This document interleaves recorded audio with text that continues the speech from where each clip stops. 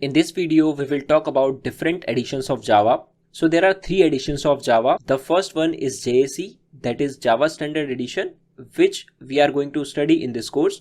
And JSE is used for developing applications which runs on single machine or commonly known as desktop applications. We will talk about some real life examples of these applications later in this video.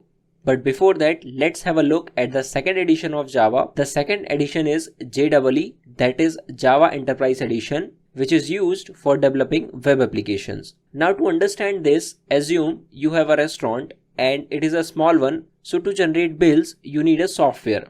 And to develop this software, you will use Java Standard Edition in case you do not want to share the data of your restaurant with some other branches. But let's assume you are the owner of Starbucks and Starbucks has hundreds of branches across the nation, and you want that whenever a bill is generated on any of the branch of Starbucks, you are able to see the transaction and all the billing details are stored in a common database. So to have this functionality, you need a web application which runs over the internet.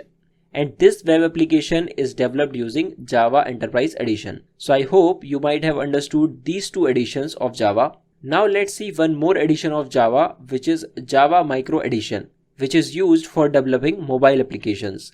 And nowadays we generally do not use this edition for developing mobile application because nowadays we have Android. So these were three editions of Java, out of which we are going to learn the first one in this course, which is Java Standard Edition. And in the next video, we will learn how to install Java on our computer.